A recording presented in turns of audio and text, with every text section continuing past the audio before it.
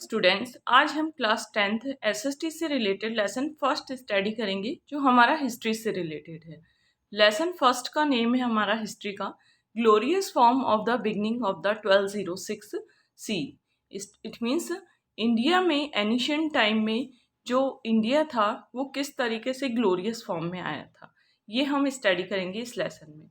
तो सबसे फर्स्टली हम स्टडी करेंगे कि इंडिया को एनिशियंट टाइम में world leader and the golden bird कहते थे।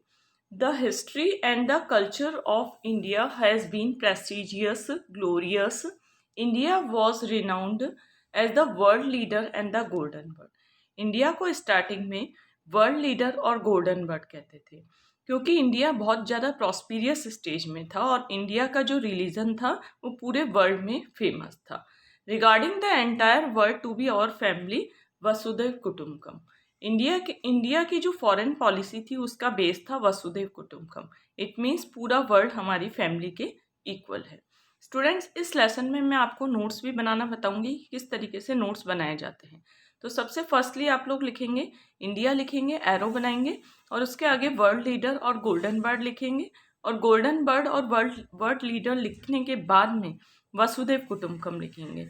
फिर हम नेक्स्ट हमारे पॉइंट पे डिस्कस करते हैं global form of Indian culture is depicted from the excavation and the archaeological remains. The overseas Indian region were known as the द्वीपांतर। जो Indian reason थे उन्हें फॉरेन कंट्रीज में कहा जाता था, द्वीपांतर कहा जाता था। इट मीन्स इंडियन रीजन के आगे एरो बना के आप लोग लिखिएगा द्वीपांतर। फिर नेक्स्ट हमारा पॉइंट आ जाता है students, Indus Saraswati civilisation is regarded as the best civilisation of the world. Indus जो वैली सिविलाइजेशन थी, इंडस सरस्वती सिविलाइजेशन थी, वो पूरे वर्ल्ड में फेमस थी। तो आप लोग इसमें ऐसे लिखेंगे नोट्स में कि best civilisation of the world Indus Saraswati civilisation. Indus Saraswati civilisation को हम हड़प्पा सिविलाइजेशन भी कहते हैं और मोहनजोदारो सिविलाइजेशन भी कहते हैं।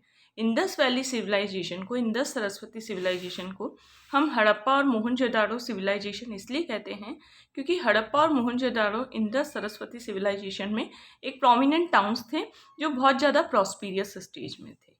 फिर नेक्स्ट हमारा पॉइंट आ जाता है स्टूडेंट्स कि Mahajanapada period. Mahajan by 6th century BCE, these Janapada are represented by Mahajanapada. It means Mahajanapada सबसे पहले कहते किसको हैं? जो बड़े बड़े स्टेट्स होते थे एनिशियंट टाइम में उन्हें हम महाजनपद कहते हैं और महाजनपद का ड्यूरेशन है 6th century। इट मीन्स आपको इसमें एरो बना के ऐसे लिखना है, ड्यूरेशन ऑफ महाजनपद एरो बना के है 6th century।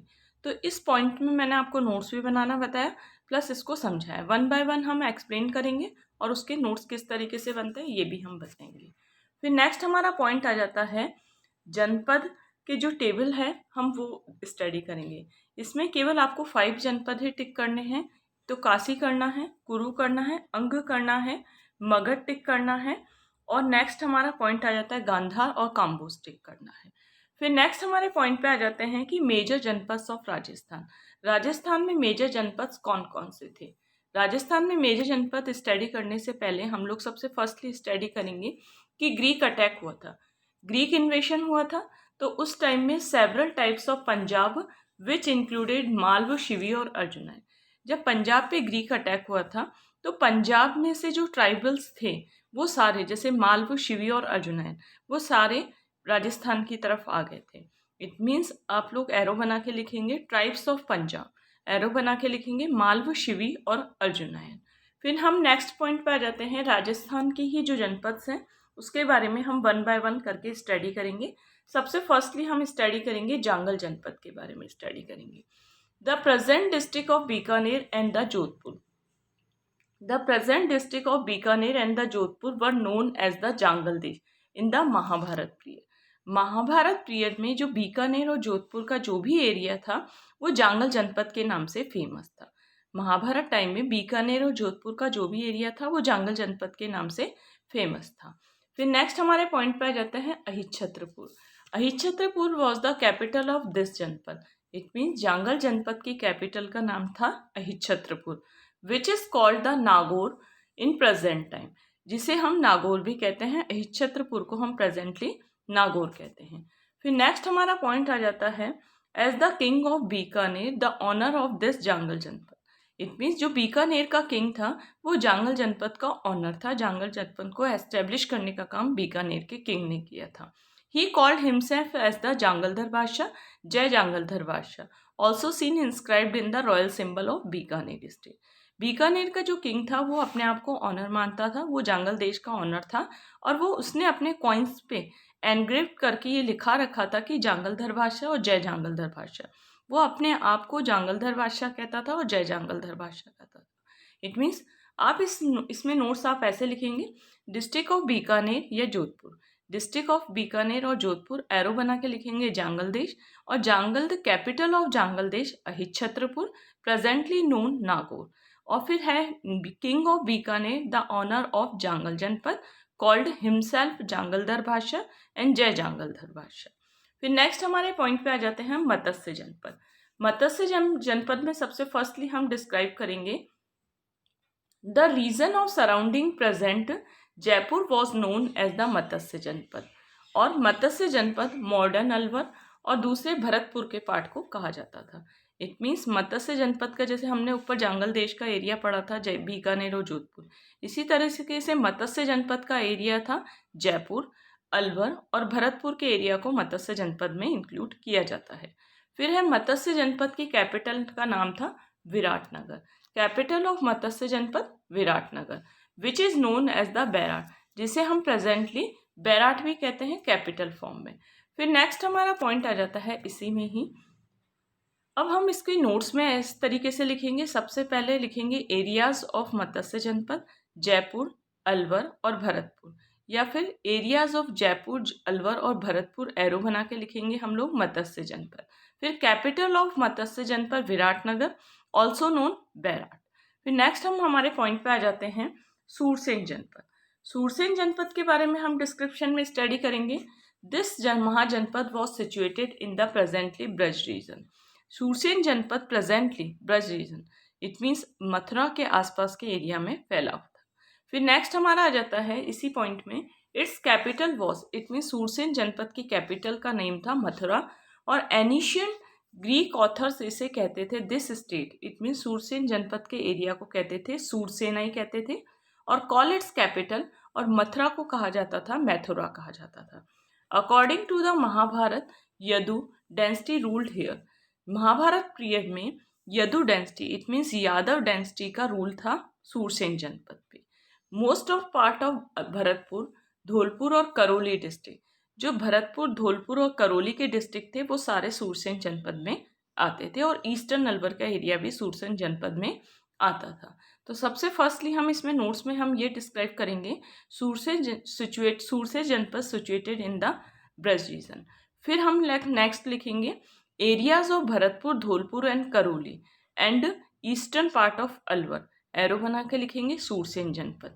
फिर है हमारा capital of Surasena janapada Mathura and Greek scholar called Surasenai and Mathura Methora. फिर नेक्स्ट हमारे पॉइंट पे आ जाते हैं शिवी जनपद। शिवी जनपद में हम स्टडी करेंगे शिवपुर।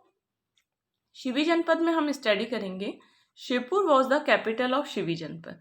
शिवी जनपद की कैपिटल का नेम था Shivpur. King Sushin had defeated it along with the other tribes in the battle of ten kings. Shivi janapada के टाइम में 10 किंग्स का बैटल हुआ था। इट मीन्स 10 किंग्स ने राजा शुशीन के साथ लड़ाई की थी, और शुशीन ने फाइटिंग में 10 किंग्स को हरा दिया था।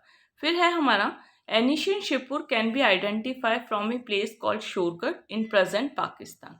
एनिशियन शिवपुर को हम जो शोरकोट के नाम से भी जानते हैं, और शोरकोट प्रेजेंटली पाकिस्तान में है। फिर नेक्स्ट है हमारा Nagari situated near Chittorgarh was its capital. जो शिवी जनपद है उसकी कैपिटल का नेम था नागरी, जो सिचुएटेड है चित्तौड़ के आसपास। फिर नेक्स्ट हमारा पॉइंट आ जाता है स्टूडेंट्स, जैसे नोट्स में आपको बता देती हूँ किस तरीके से बनाने इसके नोट्स। फिर सबसे फर्स्टली हम लोग क्या करेंगे, हम लोग Shivpur was the capital of Shivi janapada. It means capital of Shivi janapada, arrow बना के लिखेंगे शिवपुर, ठीक है। फिर है capital of Shivi janapada, arrow बना के लिखेंगे शिवपुर, और शिवपुर ऑल्सो नोन, एरो बना के लिखेंगे शोरकोट, और शोरकोट के साथ ब्रैकेट में हम लोग पाकिस्तान लिखेंगे। फिर नेक्स्ट है कैपिटल ऑफ शिवी जनपद नागरी एंड सिचुएटेड नियर चित्तौड़गढ़। अब जो जनपद एरियाज थे राजस्थान में, जो जनपद सिचुएटेड थे, उनके एडमिनिस्ट्रेटिव सिस्टम किस तरीके से था, हम वो स्टडी करेंगे। तो सबसे फर्स्टली हम एडमिनिस्ट्रेटिव सिस्टम में स्टडी करेंगे students, the representative of this family arranged form. The representative of this family किसके लिए आया है, जो जनपद एरियाज में जो वेल प्रॉस्पिरियस फैमिलीज थी उनके लिए आया है।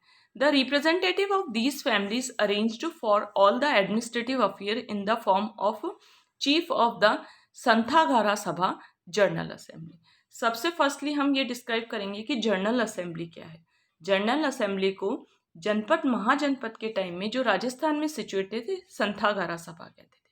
संथागारा की सभा क्या होती थी, महाजनपद फैमिली में जिनका ड्यूरेशन 6th सेंचुरी में था, महाजनपद फैमिली में जो प्रॉस्पिरियस पर्सन होते थे वो अपने एडमिनिस्ट्रेटिव अफेयर्स को, अपने एडमिनिस्ट्रेटिव इशू को सॉल्व करने के लिए उन्होंने एक जर्नल असेंबली बनाई थी। उस जर्नल असेंबली को हम संथागारा सभा के नाम से जानते हैं। फिर नेक्स्ट हमारा आ जाता है the Members of Santhagara and the could express their opinion on certain fixed issue only. This was called अनायु विरुद्ध। संथागारा के जो मेंबर थे, संथागारा के मेंबर जो जनपद के टाइम में जो वेल रिस्पेक्टेड पीपल्स थे, रॉयल पीपल्स थे, वो सारे संथागारा सभा के मेंबर्स होते थे। और संथागारा सभा के मेंबर्स पर्टिकुलर किसी इशू पे अपना ओपिनियन एक्सप्रेस करते थे, तो उनके ओपिनियन एक्सप्रेस करने के प्रोसेस को हम अनायु विरुद्ध कहते हैं। संथागारा सभा के मेंबर एक पर्टिकुलर इशू पे अपना ओपिनियन एक्सप्रेस करते थे, उनके ओपिनियन एक्सप्रेस करने के प्रोसेस को अनायु विरुद्ध कहा जाता है। The issue of dispute were voted. जो इशू होते थे उनमें वोटिंग सिस्टम होता था, वोट डाले जाते थे और मल्टी कलर्ड बार का यूज़ किया जाता था, were used in the process of voting. Voting में मल्टी कलर बार का यूज़ किया जाता था। Santhagara was the biggest organisation of the janapada. Janapada के टाइम में, महाजनपद के टाइम में संथागारा एक बिगेस्ट ऑर्गेनाइजेशन थी। Basic principle of state policy were fixed in this assembly. जो बेसिक प्रिंसिपल थे वो एकदम फिक्स थे। तो आप लोगों को इसका एरो बना के नोट्स में ऐसे लिखना है। सबसे पहले लिखना है जर्नल असेंबली इन द जनपद area, journal assembly in the duration of the जनपद, इट मीन्स महाजनपद। एरो बना के लिखना है संथागारा सभा। फिर है आपको संथागारा सभा एरो बना के लिखना है, उसी के आगे लिखना है the representative of the mahajanapada family, royal family itself. फिर लिखना है एरो बना के एडमिनिस्ट्रेटिव अफेयर्स। फिर नेक्स्ट हमारा पॉइंट पे आ जाता है अनायु विरुद्ध। अनायु विरुद्ध में आपको लिखना है मेंबर्स ऑफ संथागारा सभा could express their opinion on particular issue. बस नेक्स्ट हमारा पॉइंट आ जाता है, इस वीडियो में हमने यहीं तक डिस्क्राइब किया है। इट मीन्स हमने सबसे फर्स्टली इसमें राजस्थान के जनपद डिस्क्राइब किए हैं और हमने महाजनपद का ड्यूरेशन डिस्क्राइब किया है, प्लस इंडिया को एनिशिएंट टाइम में पूरे वर्ल्ड में इंडिया वर्ल्ड गुरु और रिलीजियस टीचर या फिर गोल्डन बर्ड के नाम से फेमस था। हम अपने नेक्स्ट वीडियो में हिस्ट्री के ही लेसन का नेक्स्ट पार्ट डिस्क्राइब करेंगे।